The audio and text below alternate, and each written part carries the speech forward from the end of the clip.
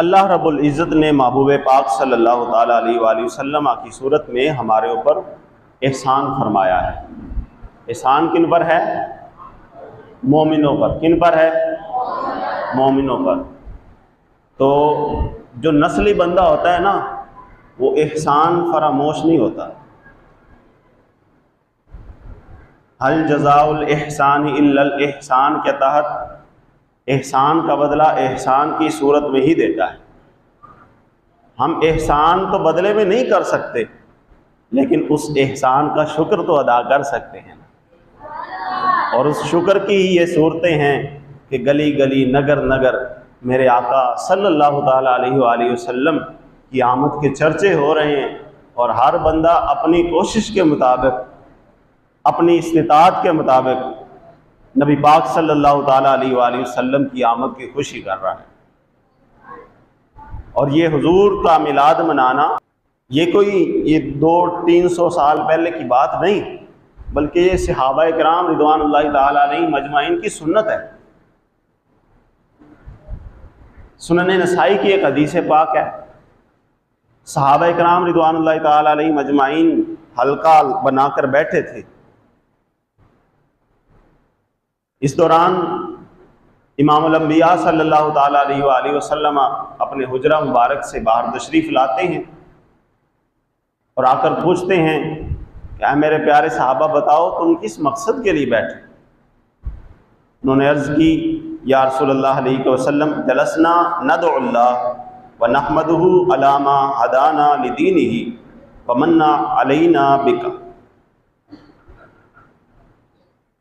तर्जुमा इसका ये बनता है कि अर्ज़ की, या रसूलल्लाह अलैहि वसल्लम हमारे बैठने का मकसद ये है कि हम अल्लाह रब्बुल इज़्ज़त से दुआ कर रहे हैं और हम उसकी हम्दो सना और शुक्र कर रहे हैं जो कि उसने अपना प्यारा दीन हमें अता फरमाया, और हम इस बात पर भी उसका शुक्र अदा कर रहे हैं कि वमन्ना अलैना बिका, कि उसने आपकी सूरत में हमारे ऊपर एहसान फरमाया है।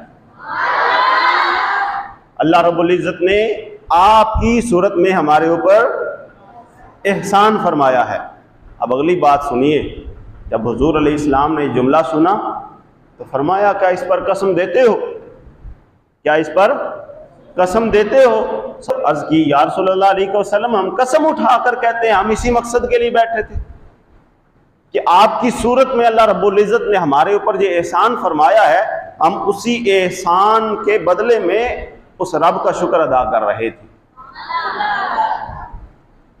तो हुजूर अलैहिस्सलाम ने फरमाया, मैं ये जो कसम उठवा रहा हूं ना तुमसे, ये कसम इसलिए उठवा रहा हूं,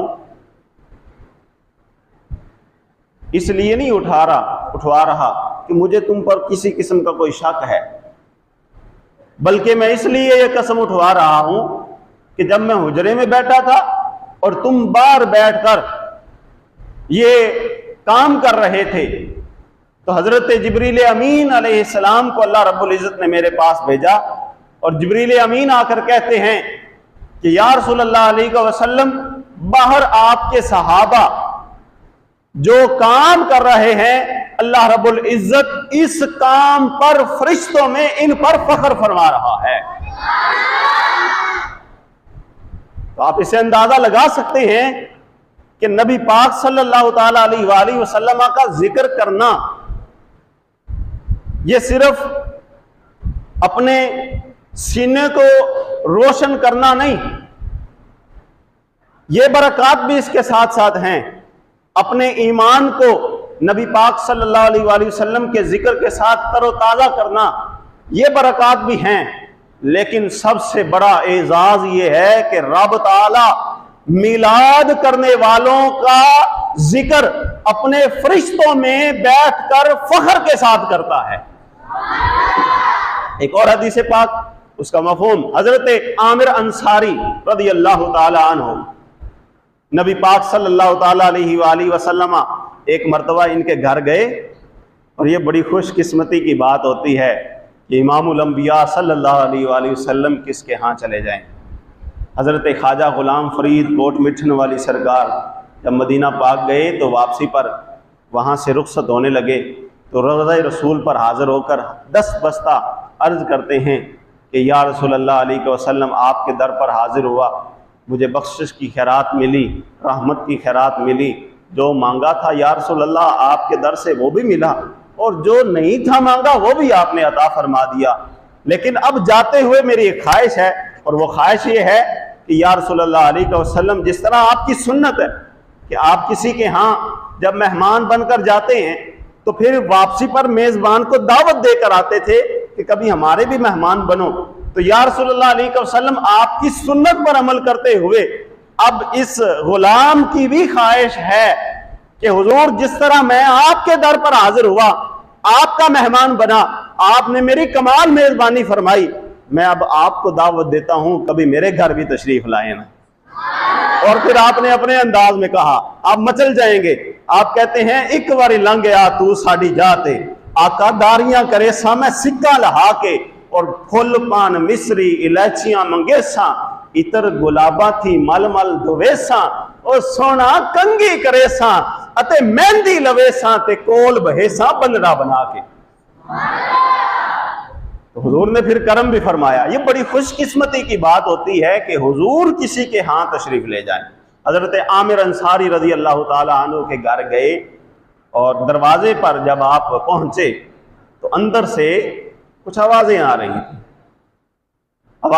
थी, दरवाजा खुला, हजरत आमिर अंसारी रजी अल्लाह ताला अन्हु ने आपका इस्तकबाल किया और फिर उसके बाद हुजूर अलैहिस्सलाम ने पूछा कि ए आमिर, बताओ ये क्या कर रहे थे? और ये छोटे छोटे बच्चों को इकट्ठा करके कुछ बातें कर रहे थे, ये कौन सी बातें हो रही थी?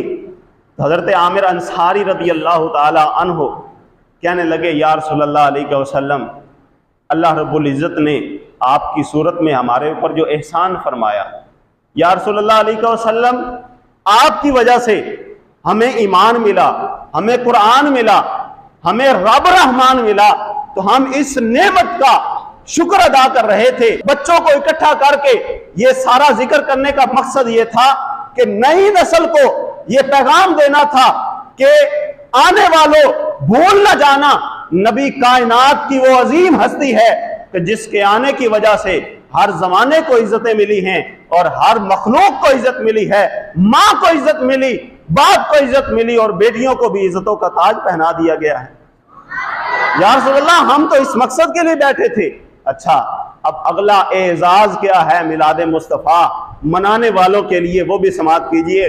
हुजूर अलैहिस्सलातु वस्सलाम फरमाने लगे, ए आमिर, अच्छा इस मकसद के लिए बैठे थे तो फिर सुन, इन्नल्लाह फतह लका अबवाबर रहमा, अल्लाह ने अपनी रहमत के सारे दरवाजे तेरे घर की तरफ खोल दिए हैं, और वल मलाइकतु कुल्लुहुम यस्तगफिरून लका, और तमाम फरिश्तों की ड्यूटी लगा दी है कि जब तक मेरे यार का जिक्र कर रहे हैं इनके लिए बख्शिश की दुआ करते रहो।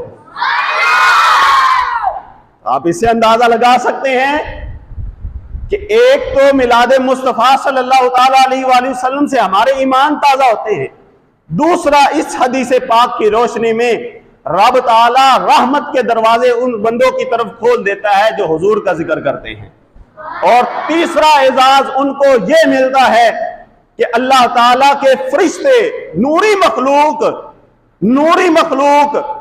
वो जमीन पर बैठकर नबी पाक सल्लल्लाहु अलैहि वसल्लम का जिक्र करने वालों के लिए बख्शिश की दुआ कर रहे होते हैं।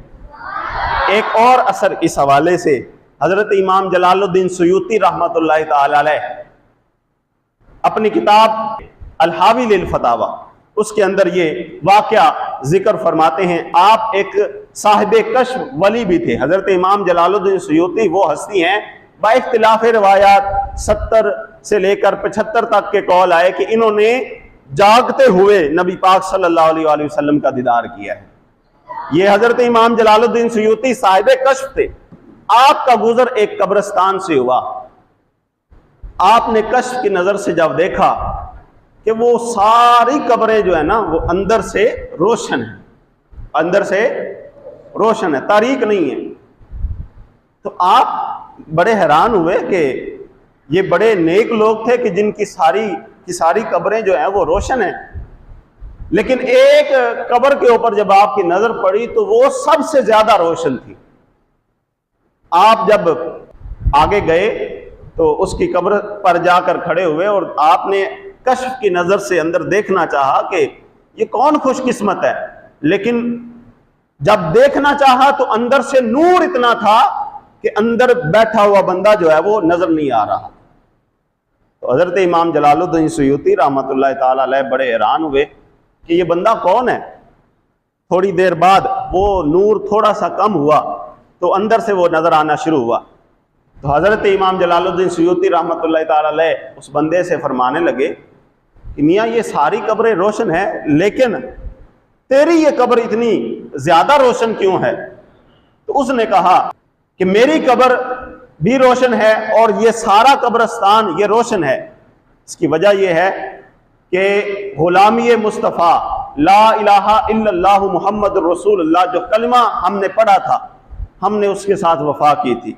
तो गुलामी मुस्तफ़ा का पहला सिला ये मिला है कि अल्लाह रब्बुल इज़्ज़त ने हम सब की कब्रों को रोशन फरमा दिया है। और फिर वो कहने लगा कि मेरी कब्र सबसे ज्यादा रोशन क्यों है, उसकी वजह उसने बयान की। उसने कहा मैं एक सादा सा दुकानदार आदमी था और मेरी रूटीन ये थी कि हर साल अपनी रोजाना की कमाई में से थोड़ी सी रकम निकाल कर हुजूर के मिलाद के लिए मुख्तस कर लेता था। और जब हुजूर के मिलाद का मौसम आता, माह रबीउल अव्वल शरीफ आता, तो चंद गुलामों को इकट्ठा करके लंगर शरीफ का एहतमाम करके नबी पाक सल्लल्लाहु अलैहि वसल्लम का जिक्र किया करता था।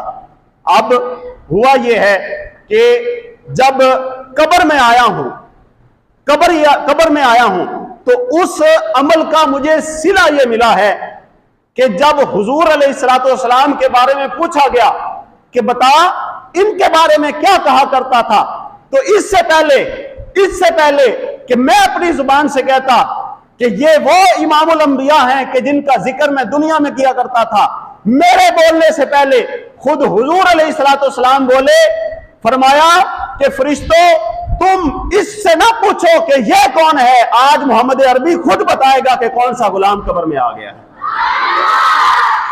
और वो बंदा कहने लगा, उसके बाद हुजूर ने मेरी तरफ जब मुस्कुरा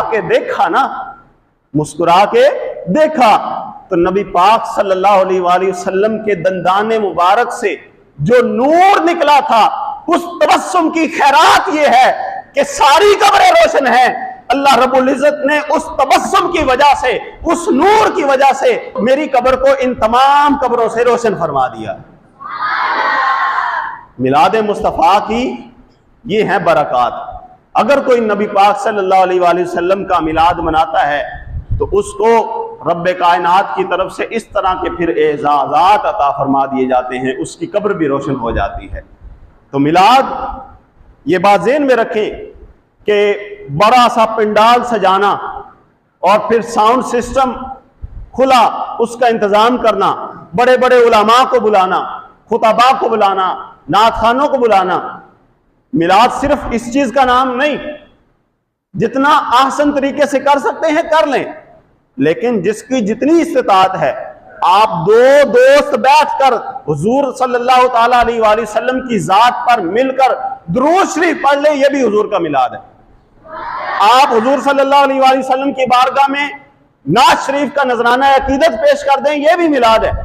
हुजूर सल्लल्लाहु ताला अलैहि वसल्लम की आमद की खुशी में थोड़ा सा तबर्रुक लेकर बच्चों में तकसीम कर देना, यह भी मिलाद है। गरीबों में तकसीम कर देना, यह भी मिलाद है। तो अहबाब ज़ीवकार कोशिश करें कि जो नेमत अल्लाह रब्बुल इज़्ज़त ने हमें अता फरमाई है, उस नेमत के शुक्राने के तौर पर नबी पाक सल्लल्लाहु ताला अलैहि वसल्लम के आमद के इस महीने में हुजूर अलैहिस्सलाम की बारगाह में नजराना अकीदत जरूर पेश करें। वो किसी भी अंदाज से हो सकता है। अल्लाह ताला हम सबको अमल की और समझने की तौफीक